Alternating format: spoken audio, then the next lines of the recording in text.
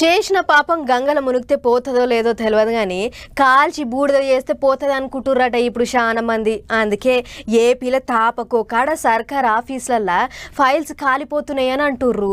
ఎవరిలో ఏం పాడో కానీ ఏరికోరి సర్కార్ ఆఫీసులలో పాత కాగితాలన్నీ అగ్గిపెడుతుర్రు.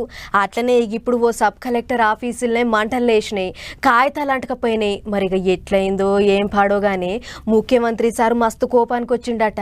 అగో చూడుర్రి. ఈ నడుమ తాపకోసారి ఏపీల సర్కారోళ్ళ ఫైల్స్ అగ్గిల పడి బుగ్గి అవుతున్నాయి.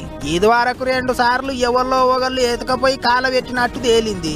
కానీ ఈసారి మాత్రం మొత్తం ఆఫీసే మంటలల్లా కాలిపోయింది. అగ చూడర్రే, చూస్తా అంటే భూముల కాగితాల లెక్కనే ఉన్నాయి, మొత్తం అగ్గికి బుగ్గి అయినాయి. ఇది అన్నమయ్య జిల్లా మదనపల్లెలో ఉన్న సబ్ కలెక్టర్ ఆఫీస్ అట. ఇదే ఆఫీసులో సోమవారం కొత్త సబ్ కలెక్టర్ డ్యూటీకి ఎక్కాలన్నట. అట్లా కొత్త సబ్ కలెక్టర్ డ్యూటీకి ఎక్కనికే ఇంకొన్ని గంటలు ఉన్నదనంగానే రాత్రికి రాత్రి ఆఫీసులో మంటలు లేచినాయి. అందుకే అందరికి అనుమానం కొడుతున్నదట.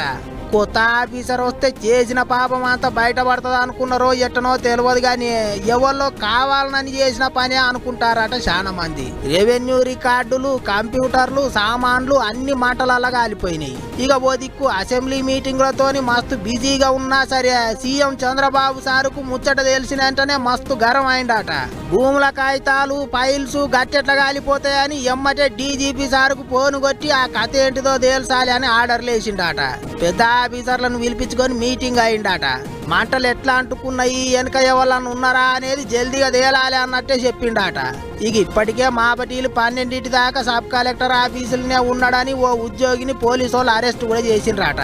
అటు చూస్తే కావాలనే సబ్ కలెక్టర్ ఆఫీసుల కాగితాలు తలగబెట్టిండ్రు. తప్పు చేసిన వాళ్ళని పట్టుకొని లోపటేయాలి అని ఎర్ర జెండా పార్టీ వాళ్ళు లొల్లికి దిగిండ్రు. ఇక సీసీ కెమెరాలు చూసి ఏమైంది, ఎట్టెట్టయింది అనేది తేల్చే పనులనే ఉన్నారట పోలీసు వాళ్ళు. మరి ఇక ఏమని తేలుస్తారో, ఎవరిని దొరకబడతారో చూడాలి.